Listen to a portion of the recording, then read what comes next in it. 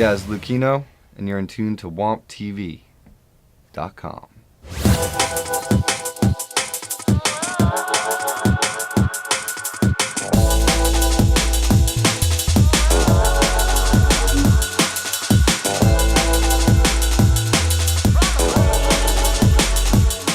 Well, it was really me and a few friends of mine a couple years back. Just kind of wanted to have more of an outlet for our own stuff, as well as be able to push the sounds that we like. It's definitely been a big learning experience setting up Sublife. You know, started out really not knowing what I was getting into. You know, getting support from distributors is a little challenging when you're starting out. Unless you're starting out, you know, with the right tools in front of you. But when you're just kind of starting to figure out how things work and the right channels to go through, it can be a little bit of a challenge. So it took us about 2 years to get our full vinyl digital distribution locked down. So definitely there's some challenges in there, but things are coming together real nice.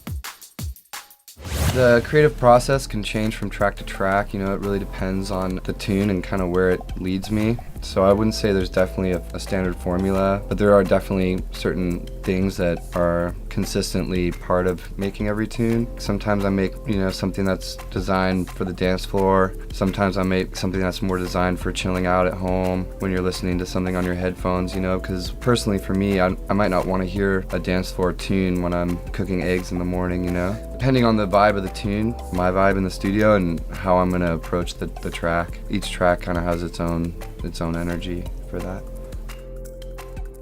I don't really consider myself a DJ. Like, I've always put production first and kind of got into DJing as a means to understand how to make drum and bass better, you know, because after making drum and bass for a few years, I realized that the only way to really know what a DJ wants to hear is to start DJing myself. You know, that's when I got back into DJing around 2002, 2003, you know.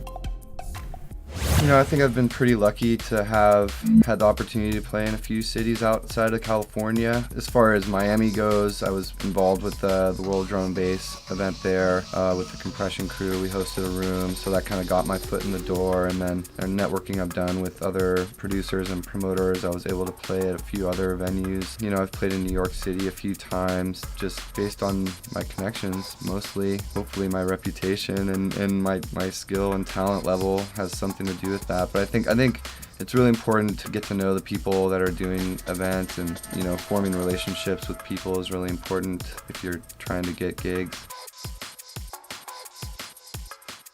We have our first vinyl coming out, which is a remix by Atlantic Connection of a tune that I wrote with an MC named Pauly Rhyme.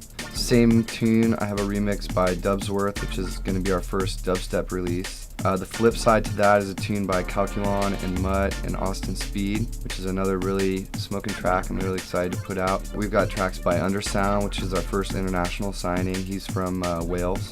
Aphonic, we have a tune, actually 2 tunes from them, which are really killer tracks. I've got some collaborations going on right now, though, that are kind of in the works. Me and Dubsworth actually are doing something together that's kind of a 170 halftime dubby thing that's really exciting. I'm also making a track right now, working on a few things actually with Stereotype out of Miami.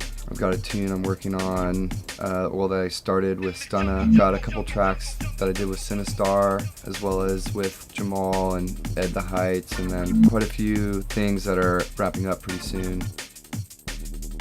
There's several reasons, I think, to put out vinyl.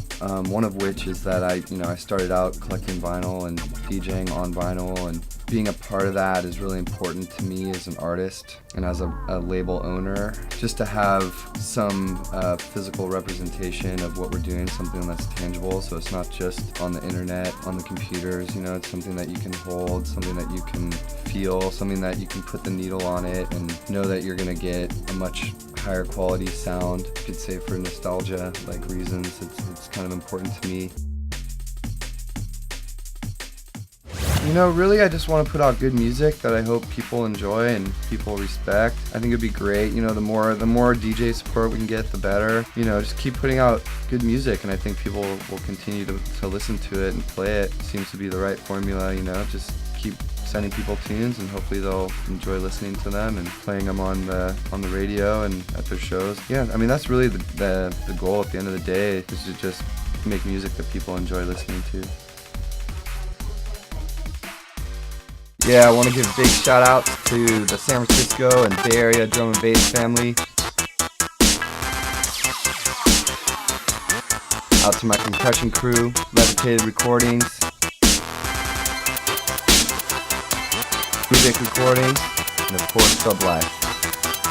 Womp TV. Oh no.